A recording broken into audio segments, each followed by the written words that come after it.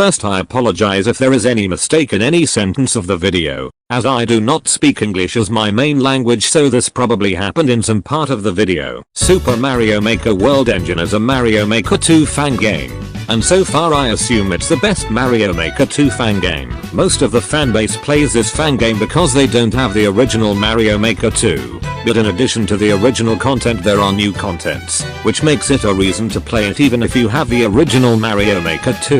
And in this video I'm going to show all of that content, splitting the video between power-ups, enemies, items or other resources, and removed or cancelled content. That said, let's start with the power-ups. I decided to start with the power-ups because we don't have so many new power-ups. In fact, we have 3 new power-ups and 1 that has been discarded so far. In each game style there is a different new power-up. In Super Mario Bros. It's the weird mushroom from Super Mario Maker, which was removed from Super Mario Maker 2. It makes you jump a little higher, but as far as I could tell it's the only one usefulness of it. In Super Mario Bros. 3 it is the Hammer Bros. Power-up, which throws 2 hammers and has a cooldown of about 2 seconds. This particular power-up never appeared in any other game besides Super Mario Bros. 3, both in 2D games and in 3D games, so it's interesting to have it in the fan game. And in new Super Mario Bros. Is a penguin outfit, in which in addition to having the Ice Flower's abilities to freeze enemies, you can slide. Well, in Super Mario World it was also supposed to have an exclusive power-up, the Cloud power-up, but it ended up being discarded with the cancellation of 4.0.0. With it, if you were airborne and spun, it would place a cloud platform below you for a few seconds, and with a limit of up to 3 uses, it may still return in a future update, but so far we still don't have any information about him. And at first these are the power-ups. Possibly if we receive any more new power-ups it will be the Cloud one, but other than that I don't think we should receive any more.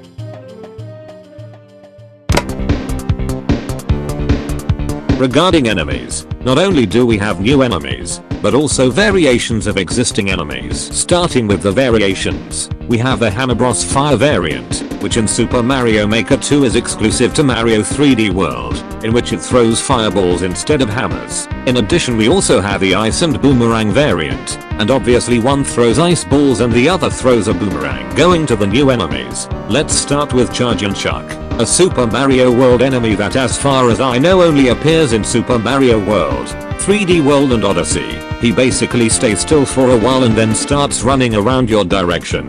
Is one of the most requested enemies for a possible Mario Maker 3, so it's also interesting to have in the fan game. Another new enemy is the Hucket Crab, which works similarly to the Spike, but its projectiles do not have gravity. And we also have the Bony Battle. I was in doubt whether to classify it as a variant or as a new enemy, but I believe it is different enough from the original enemy to be considered new. It works similarly to Dry Bones, but from time to time it has spikes above it that deal damage. And those were the enemies. We still have 3 slots for new enemies, so possibly we can get more original enemies in future updates, but so far no enemies have been announced. Some enemies that I would like to see in the fan game are Flame Chomp from Super Mario Bros. 3 and Rex from Super Mario World, but considering some discarded enemies, which we will talk about later, I think it is very unlikely that they will arrive in the fan game.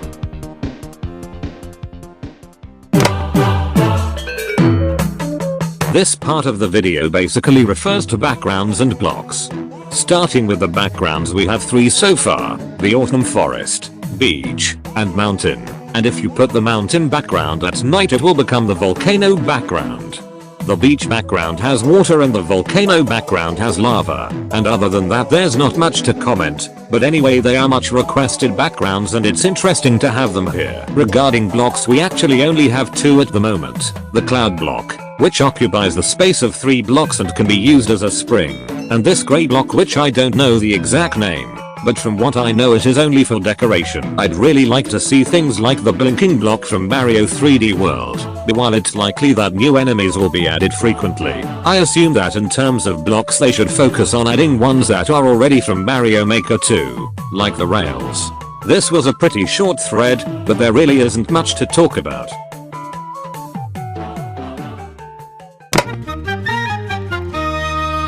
I assume that many already know this, but before the release of 4.0.0 the Franir cancelled the fan game, and so we lost all the content present in this version. Fortunately, a group of people are reviving the fan game now, continuing with updates, but still a lot of content is missing from 4.0.0. Even though we're limited to just exclusive content, there's still a lot going on. Starting with the enemies, we've got Cooligan and Waddlewing, both from New Super Mario Bros. U. Cooligan in particular would be an excellent addition due to the slopes, which would also arrive in this version. Another enemy that was planned, but was not even announced, was the Ninja, which basically jumps from time to time, but does not move horizontally. And there's still other content like the Cloud power-up, which I mentioned earlier, and the Mountain and Volcano background, which fortunately arrived recently, with the return of the fan game. And I think that was the video. It really wasn't very long, but maybe it's useful if you have Mario Maker 2 and you're interested in playing Mario Maker World Engine. The new update will be out in a few days, so the next video possibly it will be about her.